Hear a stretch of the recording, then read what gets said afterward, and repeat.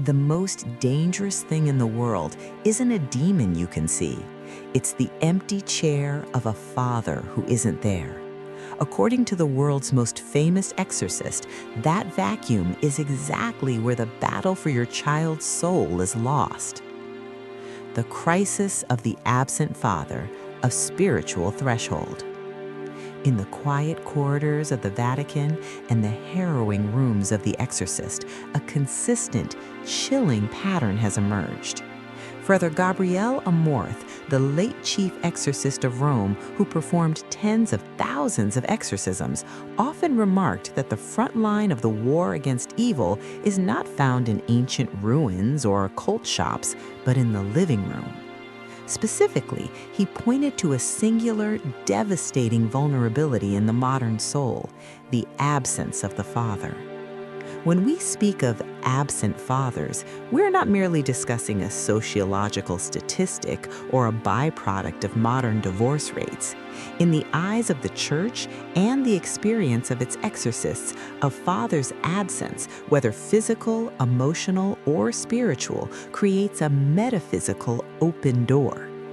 To understand why, we must look at the father's role not just as a provider, but as a sacramental icon of God the Father.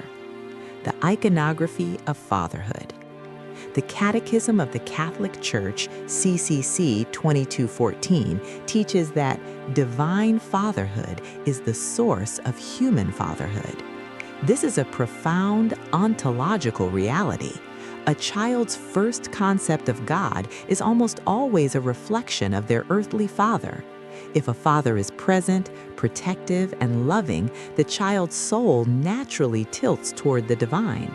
However, when a father is absent, the sacredness of being children is shattered. Father Amorth noted that young people today often live without knowing the sacredness of being children. Without a father to bless, validate, and protect, a child is left in a state of spiritual orphanage. This void is not merely a lack of a role model, it is a wound in the soul's defense system. Evil, by its very nature, is opportunistic. It seeks out the vacuum left behind by the one who was supposed to be the domestic priest of the home. The domestic priest and the hedge of protection. In Catholic doctrine, the family is the ecclesia domestica, the domestic church. Within this church, the father holds a unique office.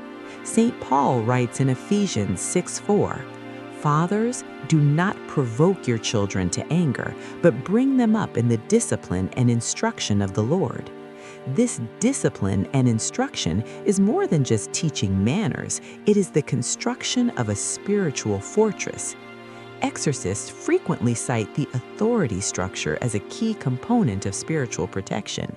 In the spiritual hierarchy, a father has been given specific authority by God to protect his wife and children. When the father abandons this post, the hedge of protection is lowered. Father Amorth observed that many individuals who fall into lifestyles of occultism, deep-seated resentment, or evil behaviors do so because they are searching for a sense of belonging and power that should have been granted to them by a father's blessing. The shattering of one flesh. The essay of Father Amorth's warning touches on a painful modern reality, the breakdown of the marital bond. Genesis 2:24 states, "Therefore a man leaves his father and his mother and cleaves to his wife, and they become one flesh." Amorth noted that couples enter marriage intending this unity, yet end in separation because they are torn apart by various attractions. When the one flesh is torn, it is the children who are caught in the spiritual crossfire.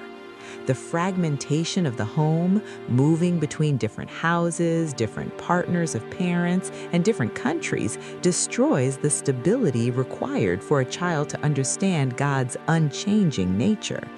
In this chaos, the devil whispers a lie. If your father on earth can leave you, your father in heaven will too.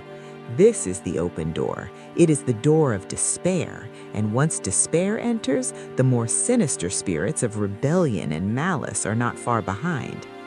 The spiritual root of evil. Why does the absence of a father specifically lead to evil? We must look at Malachi 4:6, which warns of a curse upon the land if the hearts of fathers are not turned to their children. Without the father's affirmation, a child's identity is unanchored. Furthermore, saw that without a clear identity as a beloved child of God, young people often seek identity in the dark. They turn to the various attractions Amorth mentioned: drugs, sexual deviancy, the occult, or nihilism. These are not just bad habits, they are spiritually legal entries for demonic influence.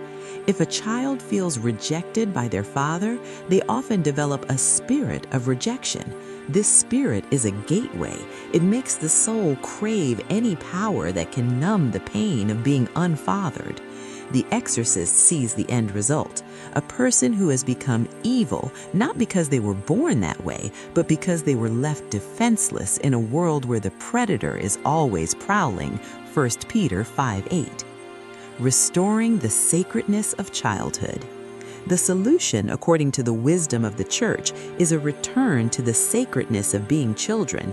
This requires a radical restoration of fatherhood. It requires fathers to realize that their presence is a form of spiritual warfare. Every time a father prays with his child, every time he stays faithful to his wife, and every time he provides a stable, loving home, he is actively driving back the darkness. Furthermore's warning is a wake-up call. We cannot expect a generation to be good if they have never seen the goodness of the Father modeled in the flesh. The battle begins in the family.